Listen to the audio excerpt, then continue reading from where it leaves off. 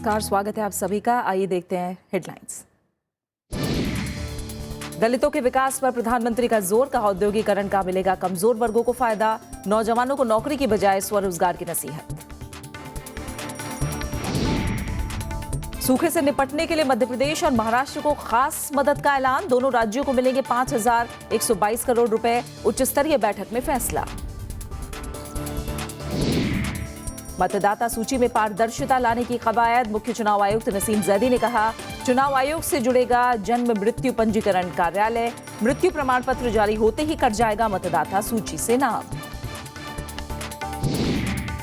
जासूसी मामले में 4 दिन की पुलिस हिरासत में भेजा गया वायुसेना का बर्खास्त अधिकारी, ISI के लिए गुप्त सूचनाएं साझा करने का आरोप, दिल्ली पुलिस ने पंजाब से किया था गिरफ्तार।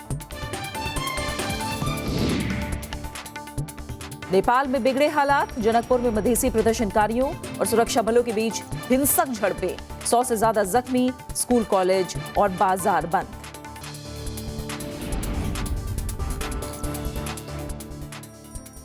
DDCA विवाद की जांच करने वाले गोपाल सुब्रमण्यम ने राष्ट्रीय सुरक्षा सलाहकार अजीत डोभाल से मदद मांगी है।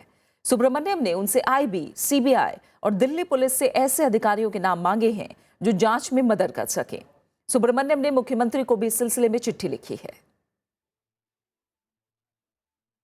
DDCA विवाद में दिल्ली सरकार की जांच आयोग के मुखिया गोपाल सुब्रमण्यम की 2 चिट्ठियां मंगलवार को सामने आईं। पहली चिट्ठी राष्ट्रीय सुरक्षा सलाहकार अजीत डोभाल के नाम है। सुब्रमण्यम ने आयोग की मदद के लिए 15 अधिकारियों के नाम मांगे हैं। उन्होंने IB, CBI और दिल्ली पुलिस से 5-5 अधिकारियों के नाम भेजने का अनुरोध किया है। दूसरी चिट्ठी उन्होंने मुख्यमंत्री अरविंद केजरीवाल को लिखी। इसमें भ्रष्टाचार निरोधक शाखा के 5 अधिकारियों के नाम बताने को कहा गया है। उधर केजरीवाल ने केंद्र से पूछा है कि क्या DDCA की फाइल प्रधानमंत्री को भेजी गई है। आज मेरे को पता चला, कल मेरे पास खबर आई थी, मेरे को पता नहीं सोर्सेस से है कितनी सच है खबर, कि राजनाथ सिंह जी ने फाइल DDCA वाली जो है कमीशन ऑफ इंक्वायरी की फाइल, वो प्रधानमंत्री जी को भेजी हुई है। बीजेपी ने गोपाल सुब्रमण्यम को राजनीति का शिकार नहीं होने की सलाह दी।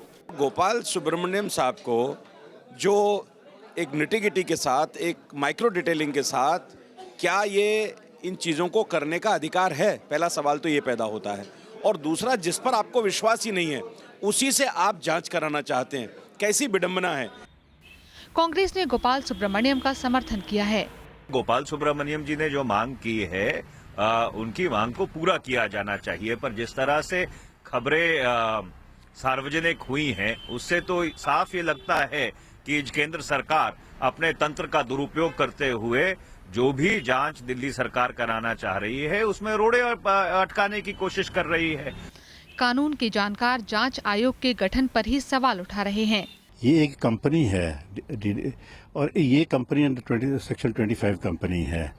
इस पर अगर इन्वेस्टिगेशन होनी है तो रजिस्ट्रार ऑफ कंपनीज करेगा। अगर लॉलेसनेस है तो लॉलेसनेस के तहत कोई तो आपको पुलिसमैन क्यों देगा भाई। दिल्ली विधानसभा ने 22 दिसंबर को जांच आयोग बनाने को मंजूरी दी थी। हालांकि उपराज्यपाल नजीब जंग ने इसे अवैध बता दिया है, लेकिन आयोग सोमवार से अपना काम शुरू कर चुका है। अब DDCA में जांच के लिए गोपाल सुब्रमण्यम को अधिकारी भी ACB, CBI और दिल्ली पुलिस के चाहिए। ये उसी महकमे के लोग हैं जिस पर केजरीवाल सरकार केंद्र सरकार का दबाव होने का आरोप लगाती आई है। अब ऐसे में सवाल ये उठता है कि क्या इन अधिकारियों की जांच पर केजरीवाल कभी भरोसा कर पाएंगे। कैमरा पर्सन अश्विनी के साथ अनु दीवान, राज्यसभा टीवी, दिल्ली। वित्त मंत्री अरुण जेटली पर DDCA में भ्रष्टाचार के दिल्ली सरकार के आरोपों के बाद अब बीजेपी ने भी आम आदमी पार्टी के खिलाफ आक्रामक रुख अपना लिया है। बीजेपी ने दिल्ली के मुख्यमंत्री अरविंद केजरीवाल पर वादों से पलटने का आरोप लगाते हुए उनके इस्तीफे की मांग की है। दिल्ली से चुने गए बीजेपी के 7 सांसदों ने एक प्रेस कॉन्फ्रेंस में आम आदमी पार्टी की सरकार की खामियां गिनाई। बीजेपी ने केजरीवाल सरकार पर विकास की अनदेखी और आरोप प्रत्यारोप की राजनीति को बढ़ावा देने का आरोप लगाया। ऐसी सरकार को जो इतनी जबरदस्त मेजॉरिटी लेने के बाद भी 1 साल में कुछ भी डिलीवर ना कर पाए और केवल अब्यूजिव लैंग्वेज इस्तेमाल करके जो है सार्वजनिक जीवन को अपमानित करे, ऐसी सरकार को एक दिन भी मुझे लगता है कि अपने पद पर बने रहने का कोई अधिकार नहीं है। ऐसी सरकार का हम सब तो सांसद लोग तो मिलकर इस्तीफा मांगते ही हैं। प्रधानमंत्री नरेंद्र मोदी ने कहा है कि सरकार दलितों और पिछड़ों को आर्थिक रूप से मजबूत बनाना चाहती है। दिल्ली में दलित चैम्बर ऑफ कॉमर्स के सम्मेलन में उन्होंने दलित और पिछड़ों को वित्तीय समावेश के दायरे में लाने की बात कही। प्रधानमंत्री ने कहा कि औद्योगिकरण के जरिए रोजगार के मौके पैदा हो रहे हैं, जिससे दलितों और पिछड़ों को सबसे ज्यादा फायदा होगा। दिल्ली के विज्ञान भवन में मंगलवार को Dalit Indian Chamber of Commerce and Industry का सम्मेलन हुआ। इसमें प्रधानमंत्री ने समाज के पिछड़े वर्ग को मुख्य धारा में लाने पर सबसे ज्यादा जोर दिया। प्रधानमंत्री ने कहा कि बाबा साहेब भीमराव अंबेडकर समाज सुधारक के साथ साथ एक बड़े अर्थशास्त्री भी थे। उन्होंने कहा कि देश को आगे बढ़ाना है तो दलितों को मजबूत करना होगा। हमारी पूरी कोशिश ये है इंक्लूजन, फाइनेंशियल इंक्लूजन। कभी कभी हमारे देश में डिबेट होता रहता है कि फाइनेंशियल इंक्लूजन का जो मोह है वो देश की इकोनॉमी पर बोझ बन जाता है। मेरा अलग सोच है। मैं मानता हूं कि पिरामिड की जो तह है वो जितनी मजबूत होगी उतना ही पिरामिड मजबूत होगा।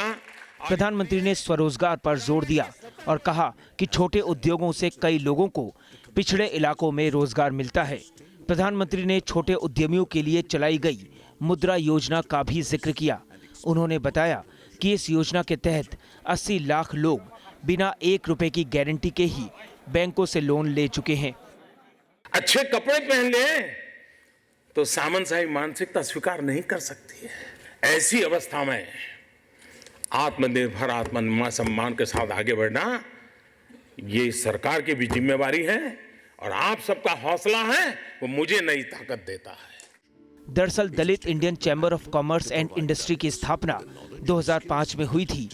यह खास तौर पर दलित उद्यमियों को कारोबार की संभावनाएं बताने और उन्हें बढ़ावा देने का काम करता है।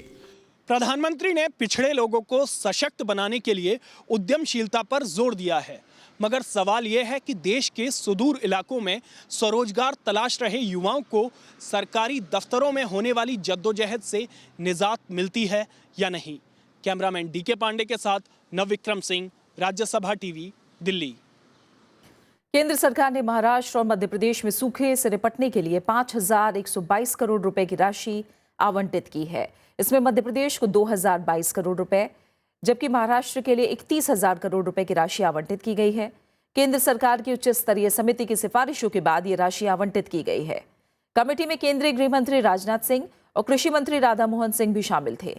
कमेटी ने इन राज्यों का दौरा करने के बाद रिपोर्ट सौंपी थी। इस साल इन राज्यों में सामान्य से 14% कम बारिश हुई, जिस वजह से फसलों को काफी नुकसान पहुंचा। मोदी सरकार आने के बाद जो ओलावृष्टि या सूखा की आपदाएं हैं, इसमें हमने भरपूर मदद की है। इसके पहले यूपीए सरकार जो करती थी उससे बड़ी राशि हमने की है। केंद्र सरकार के मंत्रालयों और विभागों में निचले स्तर के पदों के लिए 1 जनवरी से इंटरव्यू नहीं होगा। कार्मिक विभाग ने 31 दिसंबर तक सभी जरूरी कदम उठाने के निर्देश दिए हैं। हालांकि कौशल और शारीरिक जांच जारी रह सकती है। मंत्रालयों से 7 जनवरी तक इस पर रिपोर्ट भी मांगी गई है। अगर मंत्रालयों और विभागों को किसी पद के लिए इंटरव्यू जारी रखना है तो इसके लिए पहले से अनुमति लेनी होगी।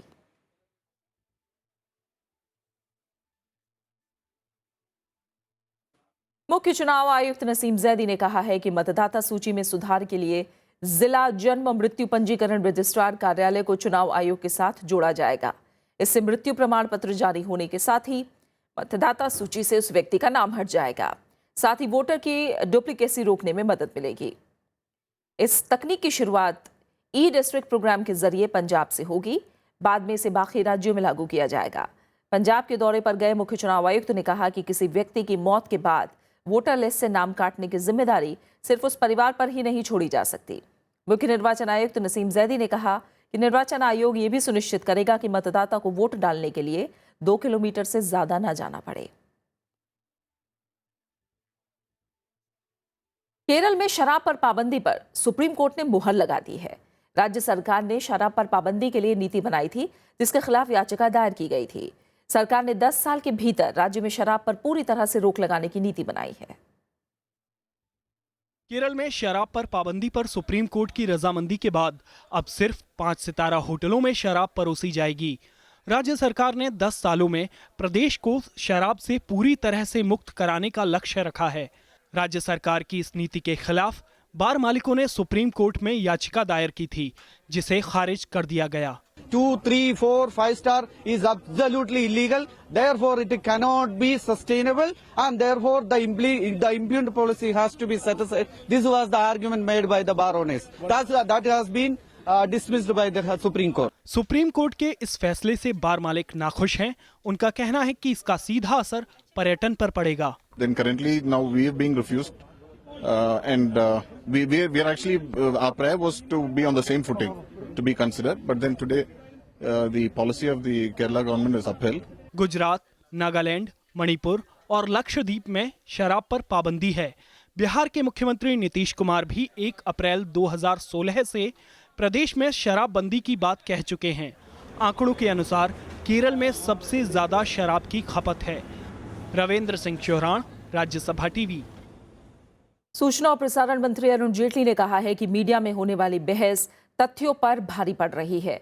प्रिंट मीडिया पर सालाना रिपोर्ट पेश करते हुए उन्होंने ये बात कही। रिपोर्ट के मुताबिक वित्त वर्ष 2014-15 में प्रिंट मीडिया की विकास दर 5.80% रही। इस दौरान करीब 6,000 नए प्रकाशन शुरू हुए। सूचना और प्रसारण मंत्री अरुण जेटली ने मंगलवार को भारत में प्रेस 2014-15 रिपोर्ट पेश की। उन्होंने कहा कि न्यूज चैनलों की बाढ़ के बावजूद तथ्यों को जानने की दर्शकों की इच्छा पूरी नहीं हो पाती। इस स्थिति में प्रिंट मीडिया स्पष्टता के साथ तथ्य पेश कर बढ़त बना सकता है। पुराना सिद्धांत था कि न्यूज सेक्रेड होती है, वो स्पष्टता से जो न्यूज है बिना किसी विचार के, बिना किसी स्लांट के आ जाए और एडिटोरियल कमेंट में, ओपिनियन पीसेस में अपना ओपिनियन आ जाए। मुझे लगता है कि न्यूज और ओपिनियन के बीच में जो एक डिवाइडिंग लाइन थी वो अपने आप में काफी कमजोर हुई। रिपोर्ट के मुताबिक इस साल 31 मार्च तक देश में 1,05,443 प्रकाशन थे। इनमें से सबसे ज्यादा हिंदी के 42,493 थे। अंग्रेजी प्रकाशन की संख्या 13,661 थी। वहीं उत्तर प्रदेश से सबसे ज्यादा 16,130 प्रकाशन होते थे। इसके बाद महाराष्ट्र और दिल्ली का नंबर था। इंटरनेट मीडियम के बाद विशेष रूप से प्रिंट मीडिया की सर्कुलेशंस या अपने आप में स्थायी हो गई हैं या कई स्थानों पर कम हुई। लेकिन भारत इसका एक एक्सेप्शन रहा है। सूचना और प्रसारण मंत्री ने कहा कि अखबारों की संख्या में 8% से अधिक का इजाफा हुआ है। ऐसा क्षेत्रीय अखबारों के तेजी से आगे बढ़ने से हुआ है। कृति मिश्रा, राज्यसभा टीवी। विदेश मंत्रालय की संसदीय स्थायी समिति ने सरकार पर मंत्रालय की उपेक्षा का आरोप लगाया है। समिति ने कहा है कि पैसे की कमी से विदेशों में सरकार की विश्वसनीयता पर असर पड़ रहा है। समिति ने मंत्रालय के बजट में बढ़ोतरी की सिफारिश की है। विदेश मंत्रालय की संसदीय समिति ने अपनी ताजा रिपोर्ट में कहा है कि राष्ट्रपति, प्रधानमंत्री या विदेश मंत्री की ओर से विदेशों में किए वायदे पूरे नहीं हो रहे हैं। समिति के मुताबिक ये इसलिए हो रहा है क्योंकि इसके लिए विदेश मंत्रालय के पास पर्याप्त फंड नहीं है। The biggest challenge facing Indian foreign policy is not Pakistan, it is the Ministry of Finance. The Ministry of Finance has been seriously undermining the credibility of the government of India internationally. Prime Ministers, the previous one and the present one, go to foreign countries, announce commitments, development grants, specific projects, and Finance Ministry doesn't release the money. हाल में संपन्न संसद के शीतकालीन सत्र में ये report पेश की गई थी। समिति में शामिल 31 सदस्यों में बीजेपी, कांग्रेस सहित सभी दलों के सांसद शामिल होते हैं। मौजूदा वित्त वर्ष के लिए विदेश मंत्रालय ने 20,034 करोड़ रुपए मांगे थे, जबकि उसे 14,996.63 करोड़ रुपए ही आवंटित हुए। We are saying insulate the foreign grants from any other budget cuts or restraints or constraints that the Ministry of Finance imposes, because this engages our national credibility. You see, after all, we are a country that must be taken seriously in the world. हाल में दिल्ली में हुए अफ्रीकी देशों के सम्मेलन में भी भारत ने अफ्रीका के 54 देशों और छोटे छोटे द्वीपीय देशों की मदद के वायदे किए थे। साथ ही आसियान, सार्क और मध्य एशिया सहित विश्व के कई अलग अलग देशों को भी मदद का भरोसा दिया गया है। संसदीय समिति ने यह भी महसूस किया है कि इस मसले को लेकर विदेश मंत्रालय के अंदर घोर निराशा का माहौल है। स्टाफ की कमी, फंड की कमी और सरकार के पूर्ण समर्थन की कमी। ऐसे में अंतर्राष्ट्रीय मंच पर हम बड़ी भूमिका की अपेक्षा कैसे कर सकते हैं, यह चिंता की बात है। राज्यसभा टेलीविजन के लिए कैमरा पर्सन सुधांशु के साथ दिल्ली से अखिलेश सुमन। और खबरें लगातार जारी हैं, हम लौट रहे हैं एक छोटे से ब्रेक के बाद।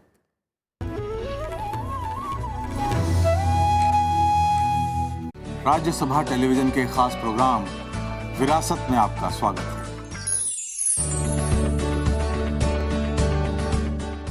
नया कलेवर, नया अंदाज, नए रूप में विरासत का आगाज।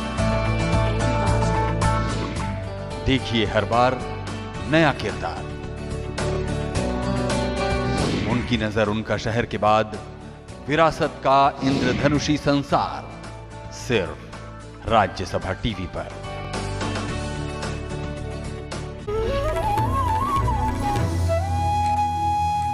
और आइए बात करते हैं कुछ और अहम खबरों की।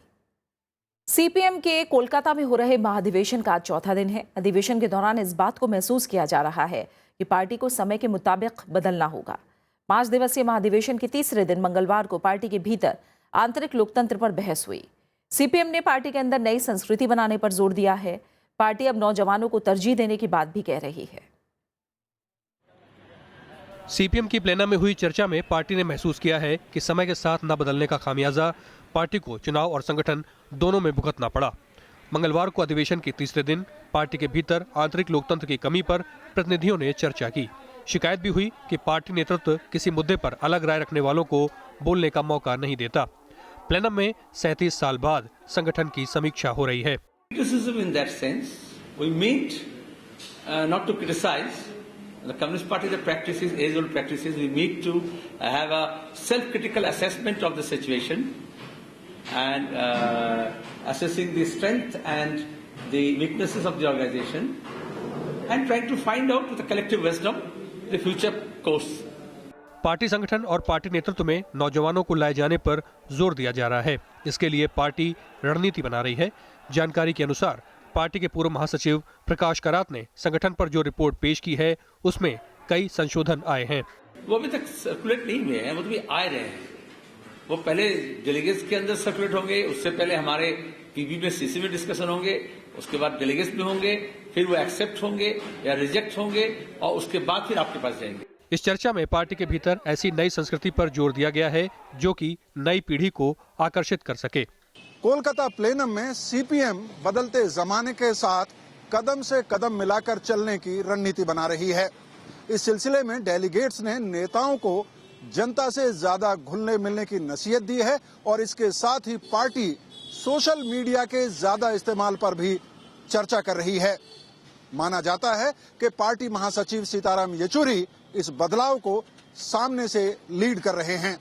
कैमरामैन मनोज के साथ श्याम सुंदर, राज्यसभा टीवी, कोलकाता। बिहार के वैशाली जिले में एक इंजीनियर और मुजफ्फरपुर में एक व्यापारी की हत्या कर दी गई है। पिछले 4 दिनों में अब तक 4 लोगों की हत्या हो चुकी है। हैरानी की बात यह है कि मुख्यमंत्री के साथ पुलिस अधिकारियों की बैठक के बाद अपराधियों ने इन 2 हत्याओं को अंजाम दिया है। बिहार के दरभंगा में 2 इंजीनियरों की हत्या का मामला अभी सुलझा भी नहीं था कि वैशाली जिले में एक इंजीनियर की हत्या कर दी गई। बेहद निर्मम तरीके से हुई इस हत्या से पूरे इलाके में डर का माहौल है। वहीं मुजफ्फरपुर में भी सोमवार को एक व्यापारी की दिन दहाड़े हत्या कर दी गई। कॉल कर रहे हैं, दोनों नंबर स्विच ऑफ, कुछ बता नहीं रहा है। उसके बाद जो है सो बहुत इधर उधर हम लोग खोजे तो कहीं कुछ पता नहीं चला। तो जो लाश मिला है उसका गर्दन कटा हुआ है, पेट उठ में भी दाग है घाव का। वही उठा के लाए। आदमी मुजफ्फरपुर का है, अहियापुर थाना का खबर किया गया है, पता नहीं आया नहीं लोग। दहशत में है कि 5:30 बजे में लूट की घटना हो रही है, गोली मार दिया जा रहा है। अब व्यापारी क्या करेंगे? व्यापारी सभी लोग शटर में ताला लगा के घर पे बैठे, प्रशासन ही अपना सब चीज चलाए। बिहार में बिगड़ती कानून व्यवस्था को लेकर सवाल खड़े होने लगे हैं। विपक्ष का आरोप है कि राज्य सरकार अपराधियों पर लगाम नहीं लगा पा रही है। प्रत्यक्ष या अप्रत्यक्ष रूप से जब लालू जी इस सरकार का हिस्सा होंगे तो जरूर कानून व्यवस्था, जो 90 का जो दशक हम लोग देखते रहे हैं जहां पे कि कानून व्यवस्था पूरी तरीके से चरमराई हुई थी, वो कानून व्यवस्था उसी स्तर पर इस सरकार में भी हमें गिरी हुई नजर आएगी, और जो कि सामने अब आने लगा। एक सरकार में आते ही जो लोग जंगल राज बिहार को पहले बनाए थे, उन्होंने फिर से बनाने का काम शुरू कर दिया। एक के बाद एक हुई इन वारदातों को लेकर सरकार भी सख्ती में है। हालांकि दावा किया जा रहा है कि अपराधियों पर शिकंजा कस लिया जाएगा। जिन लोगों ने ये काम किया उनके साथ सख्ती से उनको कुचला जाएगा और उनको ऐसी सजा दी जाएगी कि दूसरा देख करके कब जाए। सूबे के मुख्यमंत्री ने पुलिस अधिकारियों को कानून व्यवस्था को मजबूत करने के निर्देश तो दिए हैं, लेकिन नीतीश कुमार के सुशासन पर जनता के भरोसे को लौटाना किसी चुनौती से कम नहीं होगा। Bureau report, Rajya Sabha TV. Delhi की एक अदालत ने मंगलवार को वायुसेना के एक बर्खास्त अधिकारी को 4 दिन की पुलिस हिरासत में भेज दिया है। पाकिस्तान की खुफिया एजेंसी ISI के लिए जासूसी करने वालों के साथ गोपनीय सूचनाएं साझा करने के आरोप में के रंजीत नाम के शख्स को दिल्ली पुलिस ने पंजाब से गिरफ्तार किया है। इसे पाकिस्तानी जासूसों ने हनी ट्रैप के जरिए फंसाया था। पुलिस के मुताबिक रंजीत भारतीय वायुसेना में अधिकारी था, जिसे हाल ही में बर्खास्त किया गया था। वो मूल रूप से केरल के मल्लापुरम का रहने वाला है। उसकी गिरफ्तारी से पुलिस को हनी ट्रैप के जरिए जाल में फंसाने वाले एक मॉड्यूल का पता लगा है। इसे सीमा पार से खुफिया एजेंसी का सहयोग मिलता था। ये लोग सोशल नेटवर्किंग साइट फेसबुक पर महिलाओं के नाम से फर्जी अकाउंट खोलते और उनसे दोस्ती करके जासूसी के लिए फंसा लेते थे। लीडिंग एयरक्राफ्ट मैन रंजीत के रंजीत को गिरफ्तार किया है, जो कि एस्पियोनाज कर रहे थे और जो एयरफोर्स के डिप्लॉयमेंट, उनकी एक्सरसाइजेज, उन सबको एक दूसरे देश की इंटेलिजेंस ऑपरेटिव के आदमी को पहुंचा रहे थे। जम्मू कश्मीर में इस साल सेना ने अब तक 100 से ज्यादा आतंकवादियों को मार गिराया है। इसमें श्रीनगर में 2 साल पहले सेना के काफिले पर हमले करने वाला लश्कर-ए-तैयबा का आतंकवादी अबू कासिम शामिल है। मंगलवार को उत्तरी कमान के प्रवक्ता कर्नल SG गोस्वामी ने जानकारी दी। सेना ने इसके अलावा 350 से ज्यादा हथियार, 40 IED, विस्फोटक का जखीरा और दूसरे उपकरण भी बरामद किए हैं। सेना के मुताबिक जम्मू कश्मीर में सुरक्षा व्यवस्था में सुधार हुआ है, लेकिन सीमा पार से आतंकियों की मदद और बढ़ती चिंता का विषय है। भारत पाकिस्तान के बीच 14-15 जनवरी को विदेश सचिव स्तर की वार्ता होनी है। इसके पहले पाकिस्तान के विदेश मामलों के सलाहकार सरताज अजीज ने वार्ता से अवास्तविक उम्मीदों के प्रति आगाह किया है। अजीज ने कल पाकिस्तान के सीनेट में प्रधानमंत्री नरेंद्र मोदी की 25 दिसंबर की लाहौर यात्रा पर बयान दिया। उन्होंने कहा कि विदेश सचिव 10 चुने गए विषयों पर अगले 6 महीनों में वार्ता के लिए खाका तैयार करेंगे। उन्होंने कहा कि वार्ता की प्रक्रिया चुनौतीपूर्ण है क्योंकि इसमें मुश्किल फैसले और अहम मुद्दे हैं। अजीज ने बताया कि नरेंद्र मोदी की लाहौर यात्रा सद्भावना यात्रा थी और इसका पाकिस्तान और अंतर्राष्ट्रीय समुदाय ने स्वागत किया है। सरताज अजीज ने दोनों देशों के प्रधानमंत्रियों के बीच काठमांडू में कोई गुप्त बैठक होने की खबरों का भी खंडन किया है। नेपाल के जनकपुर में मंगलवार को आंदोलनकारी मधेसियों और सुरक्षाकर्मियों के बीच हिंसक झड़पें हुई हैं। इसमें 100 से ज्यादा जख्मी हुए हैं। इनमें 45 सुरक्षाकर्मी और मधेसी मोर्चे के 55 से ज्यादा कार्यकर्ता शामिल हैं। खबरों के मुताबिक मधेसी प्रदर्शनकारियों ने जानकी पुलिस थाने में पत्थर फेंके। जवाब में सुरक्षाकर्मियों ने लाठीचार्ज किया और आंसू गैस के गोले छोड़े। दक्षिणी शहर जनकपुर में संघर्ष शुरू होने के साथ कल पूरे दिन तनाव बना रहा। पिछले 3 दिनों में से स्कूल कॉलेज बंद हैं। व्यापारिक गतिविधियां और बाजार भी पूरी तरह से ठप पड़े हैं।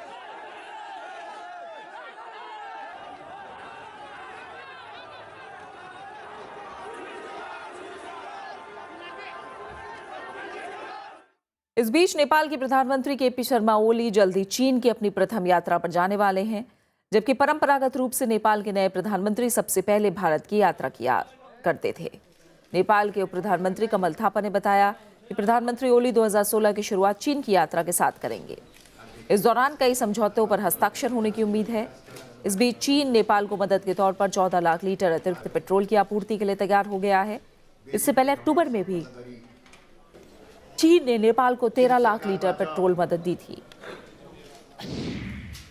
राष्ट्र चीनले प्रधानमन्त्री KP शर्मा ओलीलाई निकट भविष्यमा नै चीन भ्रमणको निमन्त्रणा दिएको छ र सम्भवतः प्रधानमन्त्रीको भ्रमणको अवसरमा अहिले हामीले तयार गरेको फ्रेमवर्कलाई कार्यान्वयन गर्ने क्रममा महत्त्वपूर्ण उपलब्धि हुनेछ भन्ने हामीले आशा र विश्वास लिएका छौं। पाकिस्तान के मर्दान शहर में हुए आत्मघाती धमाके में मरने वालों की संख्या बढ़कर 26 हो गई है। इस हमले में 60 लोग घायल हुए हैं। पश्चिमोत्तर प्रांत खैबर पख्तूनख्वा के शहर में national database and registration authority कार्यालय के गेट पर धमाका किया गया। धमाके के वक्त दफ्तर में राष्ट्रीय पहचान पत्र बनाने वालों की भीड़ जमा थी।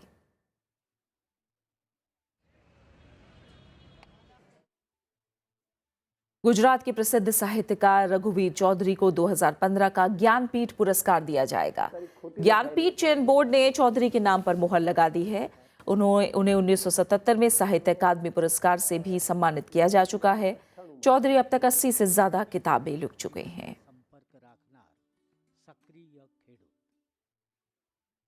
और इसी के साथ फिलहाल इस बुलेटिन में इतना ही। आखिर में एक नजर हेडलाइंस पर।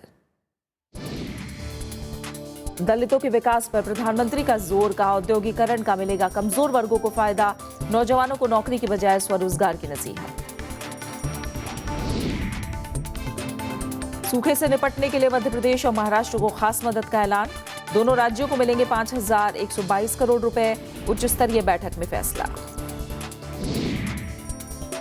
मतदाता सूची में पारदर्शिता लाने की कवायद। मुख्य चुनाव आयुक्त नसीम जैदी ने कहा, चुनाव आयोग से जुड़ेगा जन्म मृत्यु पंजीकरण कार्यालय। मृत्यु प्रमाण पत्र जारी होते ही कट जाएगा मतदाता सूची से नाम। जासूसी मामले में 4 दिन की पुलिस हिरासत में भेजा गया वायुसेना का बर्खास्त अधिकारी। ISI के लिए गुप्त सूचनाएं साझा करने का आरोप। दिल्ली पुलिस ने पंजाब से किया था गिरफ्तार। नेपाल में बिगड़े हालात। जनकपुर में मधेसी प्रदर्शनकारियों और सुरक्षा बलों के बीच हिंसक झड़पें। 100 से ज्यादा जख्मी। स्कूल, कॉलेज और बाजार बंद।